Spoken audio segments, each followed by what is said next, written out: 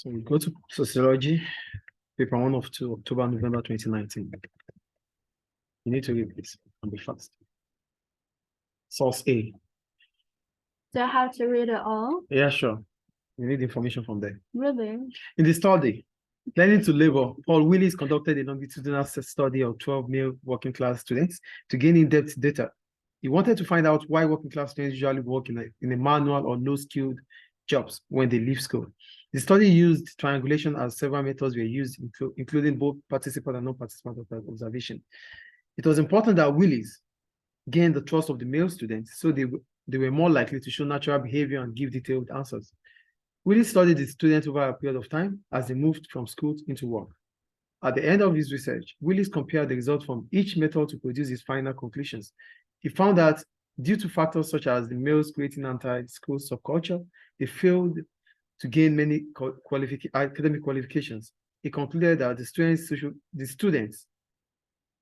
social class position never changed, as the only jobs they could get were low-skilled. Adapted from Paul Willis' Learning to Labor, 1977. So the first question says, from the source A, identify 2 reasons why the researcher needed to gain the trust of the male students in the study. Why does he need to gain the trust? 1, so that they can show their natural behavior. And 2, they can give detailed answers, according to paragraph 1. Yeah. The last sentence in paragraph 1, it was important that Willis gained the trust of the male students, so they were more likely to show natural behavior. So showing natural behavior is one of the reasons. And the second one is give detailed answers. Is that clear? Very clear. We go to B. Identify 2 methods that might be used to research the behavior and attitudes of students apart from observation. We can use questionnaire, we can use case study. Clear. Okay. Using information from source A, describe 2 reasons for conducting longitudinal research. So we go back to the source A.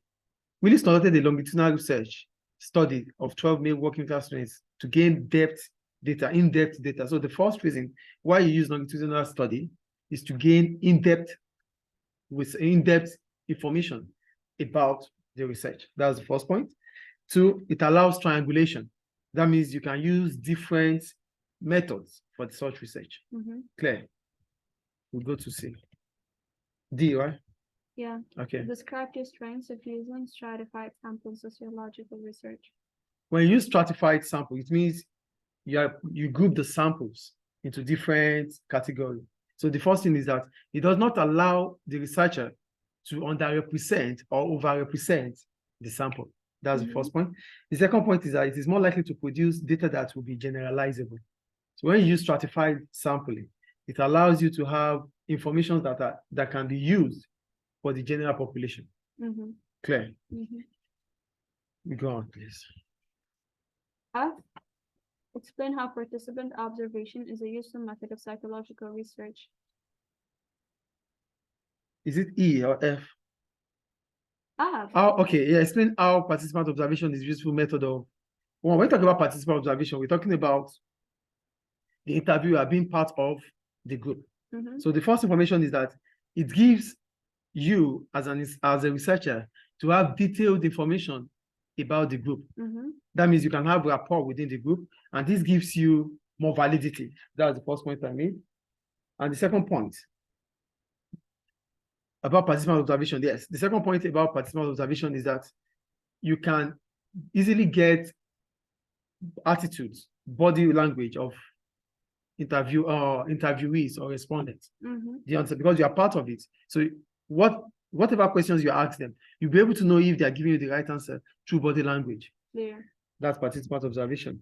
Also, we can talk about for participant observation, if it is covert, you can easily record the behavior of the respondents. Yeah. Okay. So we go on. Question what now, please? G.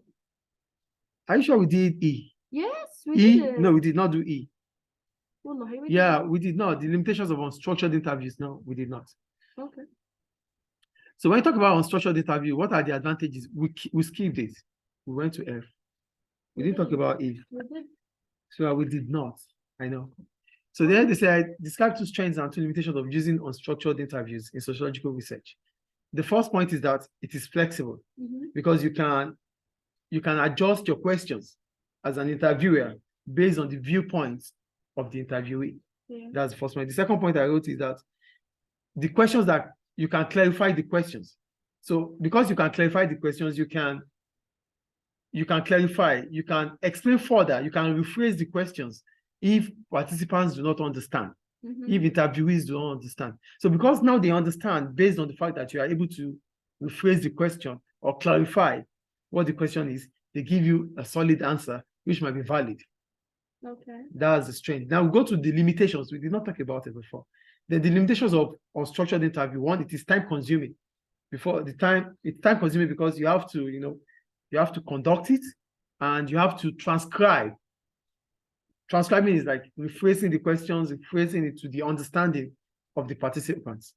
Yeah. The second point is that it lacks validity as the respondent might be affected by interviewer effects. You might not be giving answers. You might not be giving the real answers. You might not be giving the real answers. There's auto effects because of the participants. So it's not valid.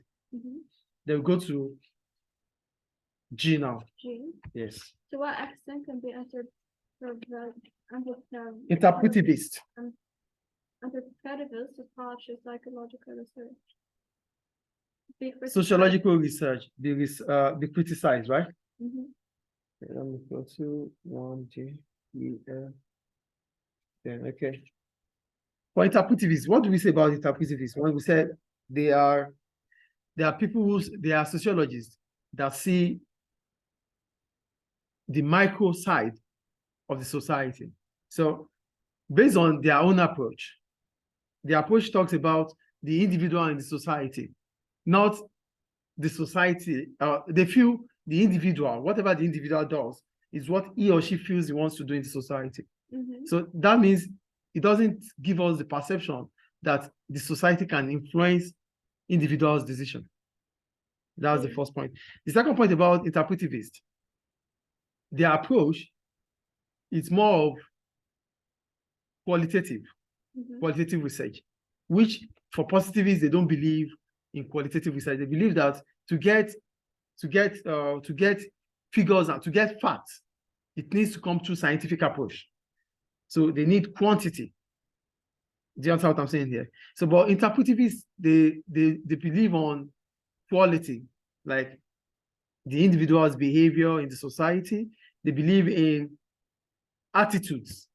These are what they believe on. They don't believe in figures. They don't believe in the scientific approach, which makes data not to be valid or not to be repeated. Do you get the point I'm making here? So the second point is that interpretivist approach is sometimes not reliable because you cannot judge I cannot judge you based on your attitude. I cannot use your attitude, the judgment I make based on how you behave, to judge even your sister or your brother. You have different attitudes. So that means I wouldn't say because they are from the same family, they have to behave the same way. So that is what positivists don't believe on. So each individual has their own undoing. They have their own ways. They are unique on their own. So for positivists, they believe in facts and figures, both quantity and quality data. That is what they believe on. For interpretivists, they believe on qualitative approach. Is it clear, right? Yeah. All right. Question 2. Some sociologists argue that gender identities are now beginning to change. However, the hidden curriculum. However, the hidden curriculum. Curriculum. English. However, the hidden curriculum within schools still has a major impact on both male and female gender identity. This has the potential to impact on their education and later employment opportunities. Okay. So the first question says what? What is meant by the term hidden curriculum? Curriculum. We're talking about hidden curriculum. We're talking about the unwritten and unofficial norms and values students learn in school. They are not written, they are not official, but you learn them from school. Example, the uniforms you put on. Yeah. Don't be late to school. Punctuality. Yeah. Okay. The accent. The accent, yeah. It's hidden curriculum, yes. Yeah, B, describe two ways the hidden curriculum Curriculum, stuff like that. is taught in schools. Taught in school. What? Yeah, I said expectations regarding dress codes or uniform. That's the first point. The second point is about how schools use competition to pass message across to students that there are some students that are more intelligent than others. Yeah. Using competition. Yeah. C, explain how primary socialization affect an individual's gender identity.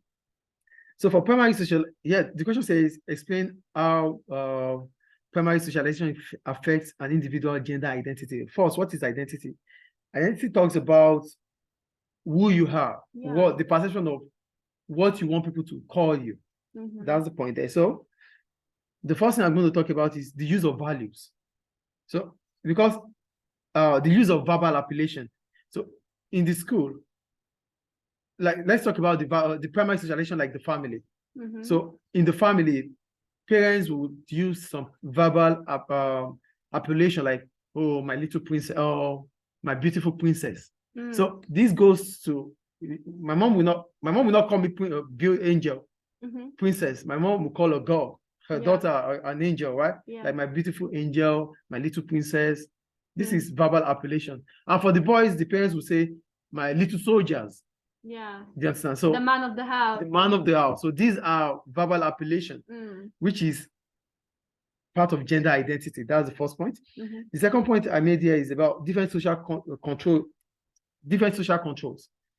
For girls, especially girls, whenever they make mistakes or they don't conform to those gender roles, they are punished severely.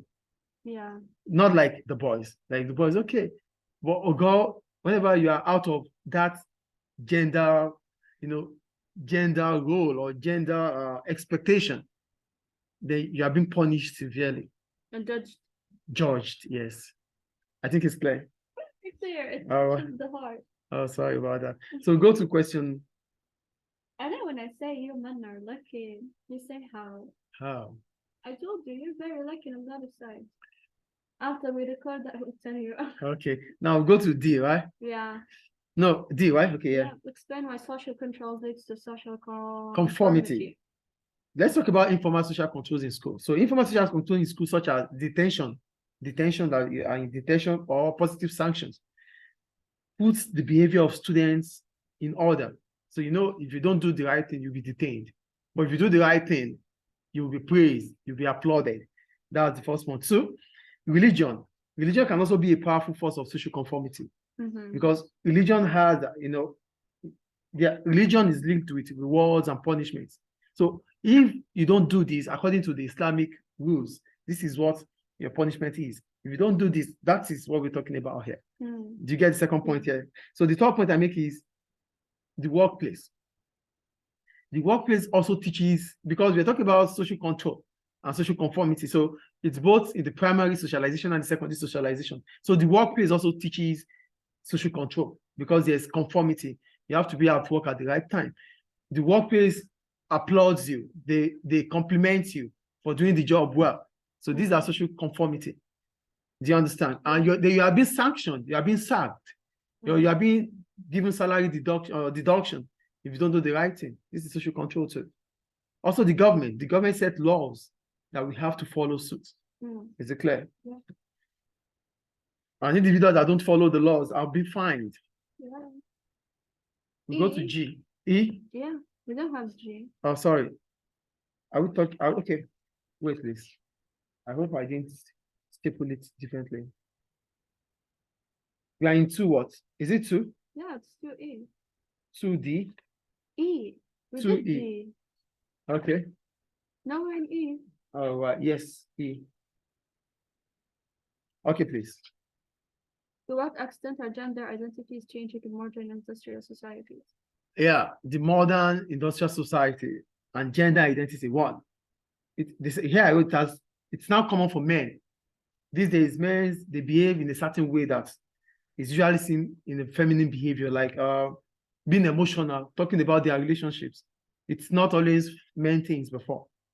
Do you get my point or not? You don't get it. The question says, to what extent are gender identities changing in modern industrial society? We're talking about nowadays. So the first thing I'm talking about is the question is talking about how men and women roles, behavior has changed over time. But men talking about their emotions and like their Being emotional now.